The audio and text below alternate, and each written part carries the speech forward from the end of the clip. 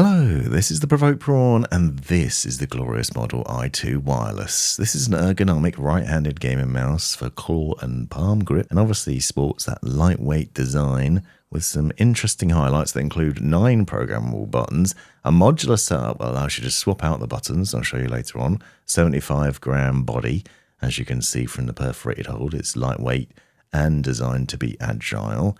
And in this video, I'm going to talk to you about my experiences with this mouse, what it's been like to use, and the highlights and lowlights. Now, this is one of the nicer mice from Glorious, with a comfortable ergonomic shape, a mass of buttons that you can see easily access, and that nice little thumb rest on the side. It's available in both black and white, and they both have a sort of matte finish to them that make them easy to hold. On the underside, you'll see that you can switch between both 2.4 GHz and Bluetooth connectivity, and there is some RGB lighting that will show off in a little while, although the highs and lows of the RGB, and I'll talk about why in a minute. And you'll notice on the underside there's also some plastic covers on the PTFE feet, so make sure you take those off when you first get the mouse. And I'll also do a sound test at the end so that you can hear what those buttons sound like. It's packed with glorious switches that are rated up to 80 million clicks, and they are quite satisfying as well. And under the hood, the specs include a glorious BAMF sensor, which gives you up to 26,000 dpi, as a max 650 IPS and 50 Gs acceleration with 1000 Hz polling rate, adjustable lift-off distance and debounce time, and it has the ability to store 3 profiles on board with glorious core software. The RGB lighting is fairly understated, but nice in that you can see it through the body, which will obviously be covered with your hand, and from the strip on either side, but there's no lighting on the mouse wheel, and actually you'll probably find that you'll be turning the lighting off, but more on that in a little while. Included in the box are a number of nice things. You'll notice that you have a mass of switches, a USB-C charging cable, and then obviously the 2.4 GHz wireless dongle, as well as this little dock to put it in so you can extend the range and have that nearby if you need to. And you probably will need to, or at least you'll need to have the cable plugged in and ready to put into the mouse when you want to charge it up, and I'll tell you why in a second. But the design of the cable is a bit odd and frustrating, and this is something I've seen with Glorious products in the past. I'm not quite sure why they do it, because it is a USB-C cable, as you can see, but you can't put it in either to the dongle or to the mouse both directions. It'll only go one way. You'll notice there's a little notch on the top of it that lets you know the direction that it's meant to plug in, so it's only designed to clip in one way. You do have this nice floppy cable with it though, which doesn't cause any problems with resistance and tugging and nagging at the mouse when you're using it, which is pretty nice. But it is a bit of a faff to plug in if you need to in a hurry, because as you can see, you can only do it one way, and it's quite stiff, or at least that's my experience. So that's one downside to this, and I did find that I was plugging it in quite a lot, and I'll talk about why in a little while. But it is worth bearing in mind that you're going to get a different experience depending on whether you're using Bluetooth or wireless, because with Bluetooth they claim up to 210 hours of battery capabilities. But obviously you get a stronger, more reliable signal with the wireless dongle. Included in the boxes, you'll see a number of different buttons, and these are included to allow you to swap out a couple of buttons on the side of the mouse to adjust the feel and fit in the hand to your own personal preference, which is a nice touch. There's a little tool included in the box, which is kind of like a SIM card puller for your phone, and stick that underneath the buttons and you can pull them out. Now, only that front bottom one and the rear one on the side are adjustable, but you can swap them out with a variety of different ones that have different shapes to them, so you can change how it feels and how easy it is to access the direction that it sits, or use a blanking plate to completely blank them off if you don't want to use them. Now, these buttons are obviously programmable and customizable at software level, but you can change it at hardware, which is nice because you have the ability to change the design to fit your needs. And if you don't want to use a particular button because you feel like it gets in the way, at least with these two that you can adjust, you can use this blanking plate to just get rid of it and have a smooth area there. Now, one of the things that I will say is I have found that these side buttons are very shiny and slick, which is one downside, because perhaps your thumb won't sit on there easily, or be able to feel the difference between them. But they do stick out nicely, and obviously have quite different shapes, especially if you've changed the buttons for one of the other designs.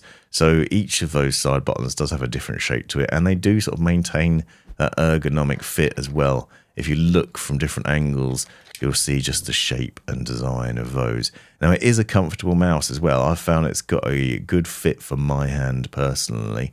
I'm a palm gripper, and as I said, it's designed for claw or palm grip, so it should be suitable if you have the same sort of style of holding your mouse when you're gaming.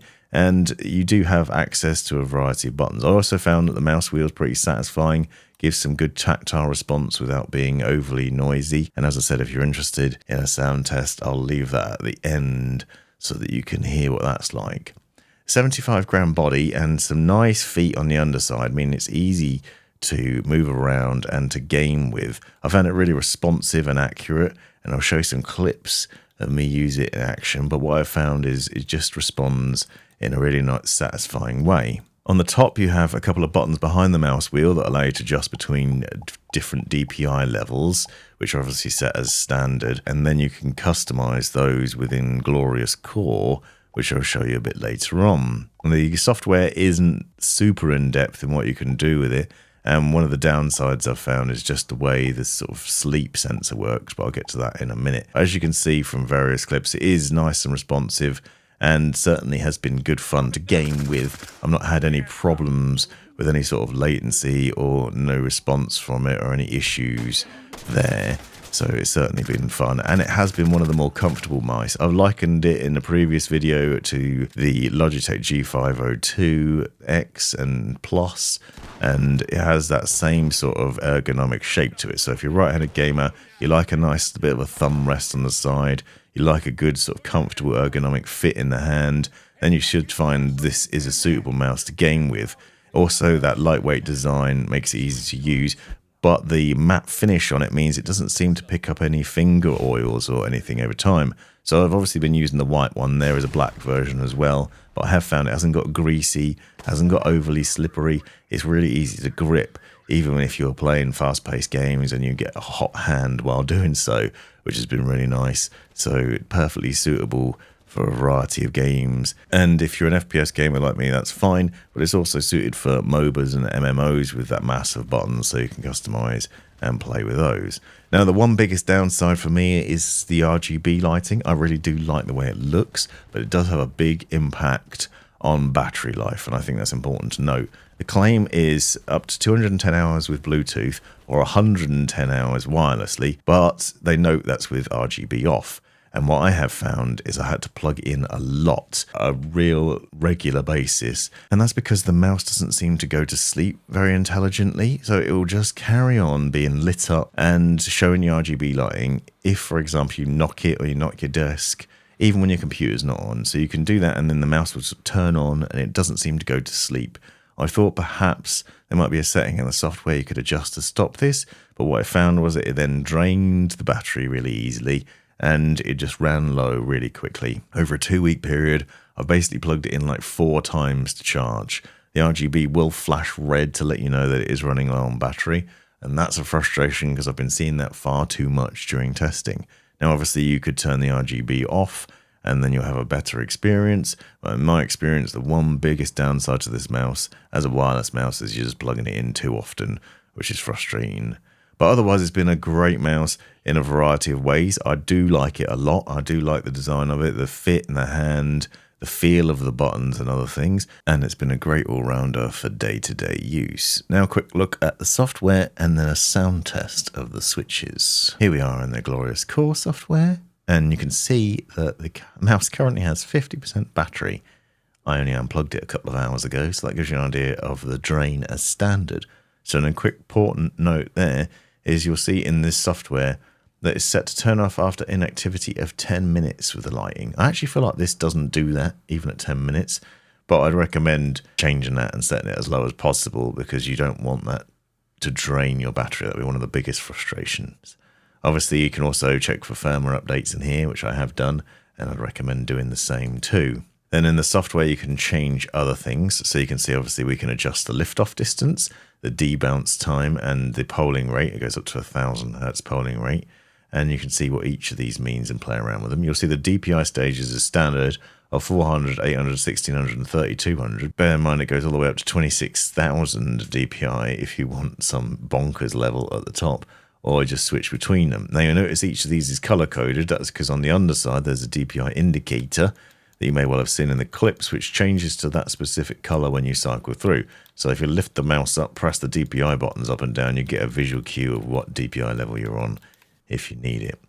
Now in key binding, you can see we can program everything. So if you have a standard DPI level that you want to use, you could obviously change these to be something else. You don't need to have DPI cycling if you want to stick to one. You can do macro recordings, multimedia playback buttons, shortcuts and other things, keyboard functions or specific keys, and obviously you can reprogram these buttons. Now with the ability to reprogram those and obviously to also change the style of them at hardware level, it gives you a lot of flexibility in what you can do there.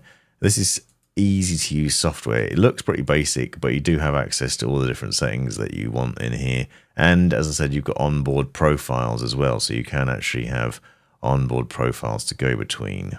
The other thing you can do with this, which is pretty interesting, it's worth bearing in mind, you have 9 programmable buttons, but you can also do this layer shift. So if we choose a button, let's say this back button here, you can set up layer shift in there.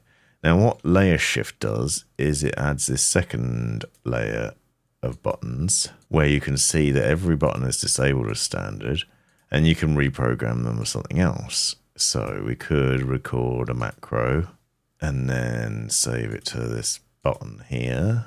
When you press the layer shift button and your button that you've selected, you can then just do your macro. So I'm obviously holding this rear button at the standard and then pressing the left mouse button. So basically you just switch between a secondary layer. So this means you now have a programmable set of additional buttons, but you obviously need to dedicate one of the buttons on the standard layout to that layer shift. So you can then have more than 9 programmable buttons because you have at software level a load more. So loads of customization options in there, which is pretty neat. So lots of good things about this mouse.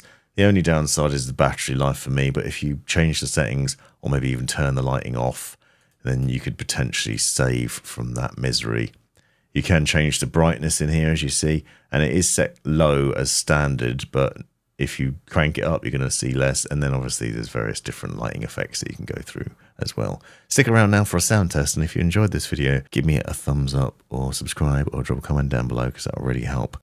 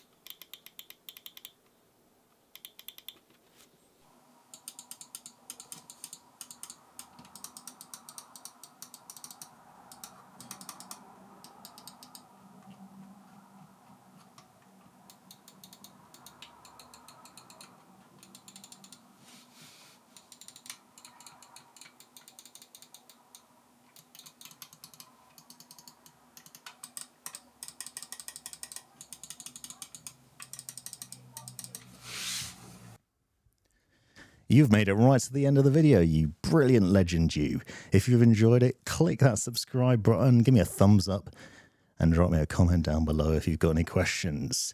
If you really enjoyed it, consider joining the channel and see the benefits of doing so. Check out these other videos, you might well find them interesting or useful, and most importantly, have a great life.